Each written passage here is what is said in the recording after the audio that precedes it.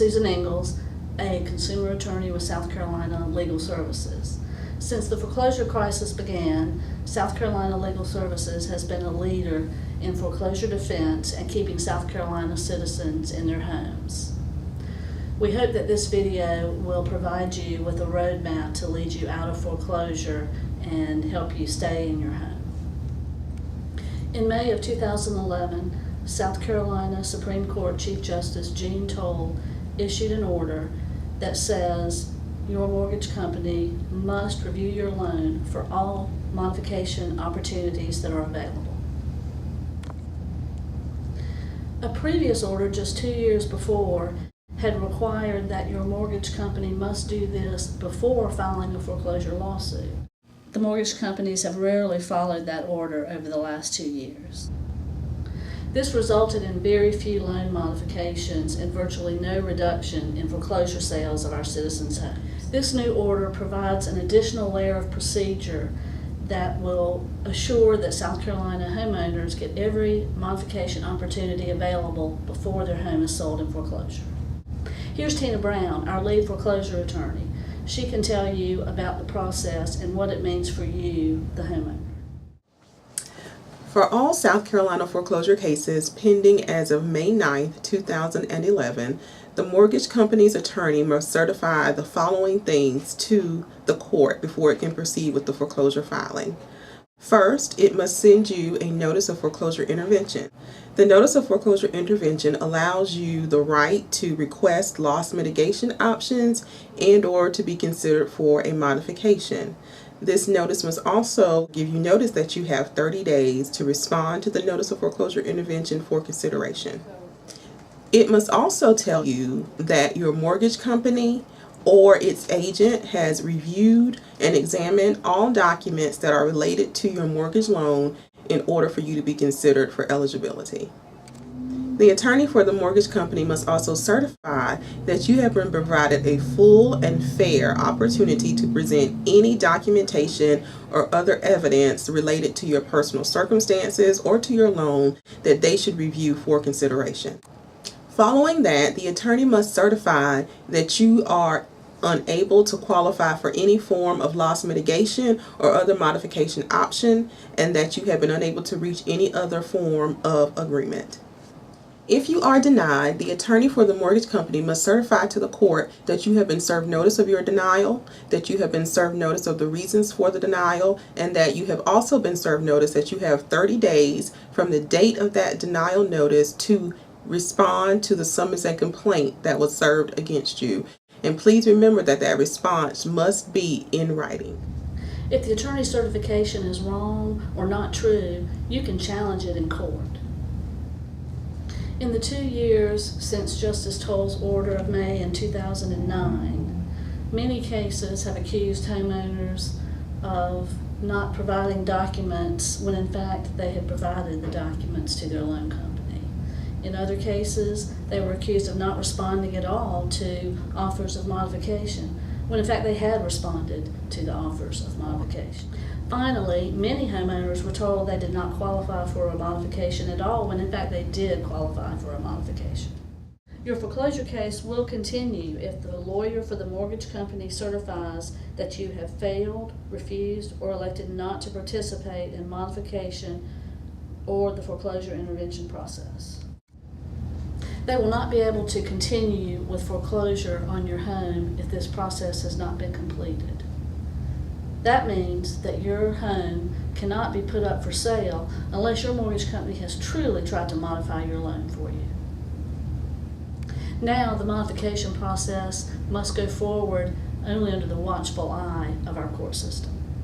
Hi, my name is Mark Fessler. I'm an attorney who practices foreclosure defense in the Greenville office with South Carolina Legal Services.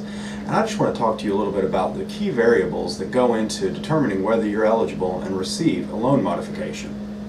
The first thing to keep in mind is that it's very important to know who's calling the shots. There are a lot of different investors and mortgage loan insurers that determine whether you qualify for a loan workout or not. Two of the key names you may have heard already are Fannie Mae and Freddie Mac. If you want to find out whether your loan is owned by Fannie Mae or Freddie Mac, you can go online And Google, does Freddie Mac or does Fannie Mae own my loan? Other key players are the VA, Department of Veterans Affairs, the Federal Housing Administration, and USDA's Rural Development Loans. Each of those entities are what are called loan insurers. And in order for a lender to be able to modify your loan, they have to get special approval from those entities, the VA, the USDA, and the FHA, to do so. You can also go online and look up the guidelines and the loan modifications that the FHA, the VA, and the USDA put out. And that way you can better inform yourself about what kind of criteria will go into determining your eligibility for a loan modification. After you've figured out who owns your loan or who insures your loan, the next thing you want to consider is what's your income. Income is perhaps one of the most important criteria in determining whether you qualify for a loan modification. This is so because lenders take your income and determine what your modified payment will be based on what your income is. If you don't have enough income, you won't qualify. If you have too much income, you won't qualify. So you need to figure out what kind of income is needed to put you right in the middle where you will qualify for a loan modification.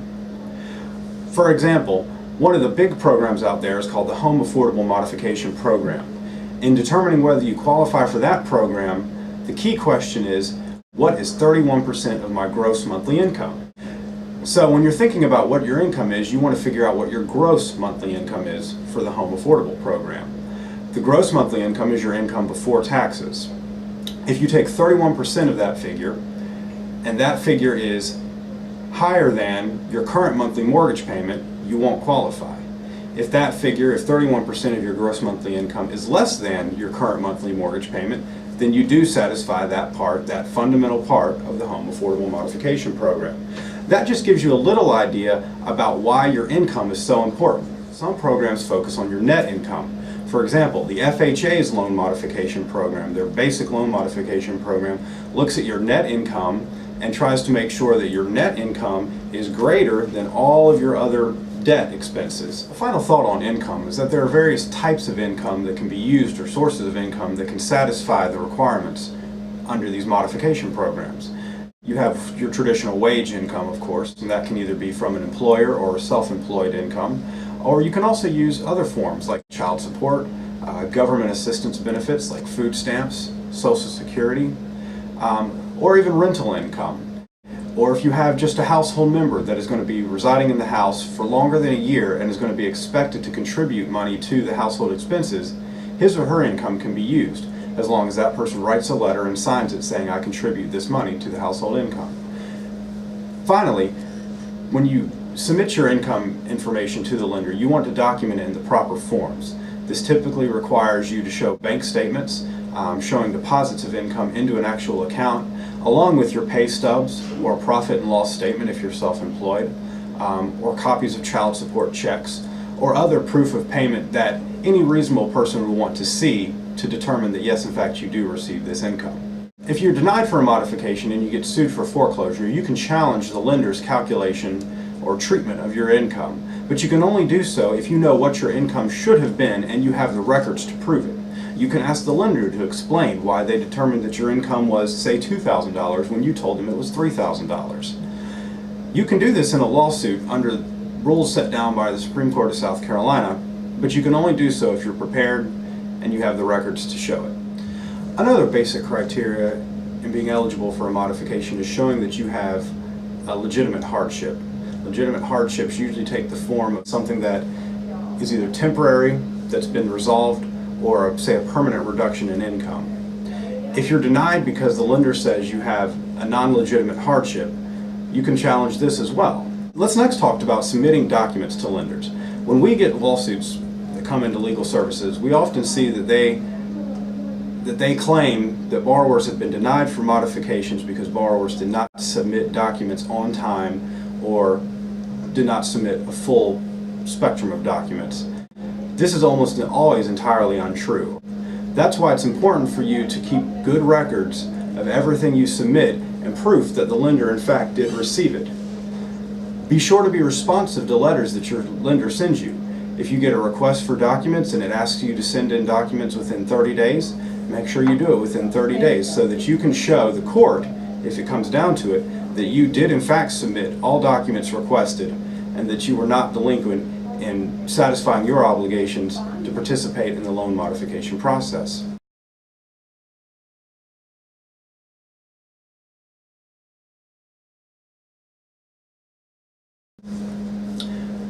Let's next talk about a fairly technical calculation, but one that is often used to deny borrowers for loan modifications. Technically, it's called a net present value test, but you can think of it in much simpler terms. Basically, the lender wants to determine whether foreclosing and selling the house at a foreclosure sale will get the lender more money versus modifying the loan. This is based on a calculation that is not widely available to the public. However, you can go to a new website that's been established by the U.S. Department of Treasury called checkmympv.com. At that site, it'll give you an estimation of whether or not your modification request will be net present value negative or net present value positive. If your loan is denied because your request is net present value negative, you can challenge that. You can ask the lender to send you a series of inputs that should allow you to determine whether or not they used accurate numbers. For example, one significant factor in this net present value test is your own home's value. A lot of times lenders will value homes by drive-by appraisals or by what's called an automated valuation model. These basically are not full appraisals. They do not require anybody to go in the home and actually inspect it. And if you think your home has been overvalued, and that could be one reason why you fail a net present value test, then it might be a good idea for you to contact a local appraisal and get a full appraisal to challenge the lender's determination of your home's value. You can do this with any other of the inputs in the net present value calculation that you can show have been inaccurately determined by the lender. Finally, if the lender thinks it can make more money by foreclosing and selling your home at auction than it can by modifying your loan, it will deny you based on a negative net present value calculation. If the lender does this, challenge the lender's information. Also keep in mind that South Carolina Legal Services has a staff of dedicated attorneys that regularly defend foreclosures. We also have a number of foreclosure clinics around the state, and you can go online to our website to get more information about these clinics. Remember, you can go online, you can inform yourself and empower yourself to make sure you're qualified for a modification, and if the lender wrongfully denies you, that you can challenge the lender's denial of your modification in court.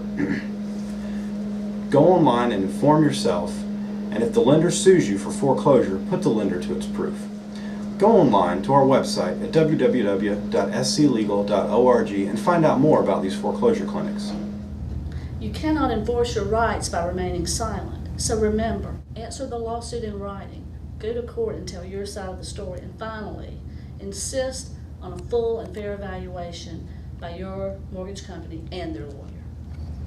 At South Carolina Legal Services, we're committed to keeping our citizens in their home and stopping the mortgage companies' rush to foreclosure sales.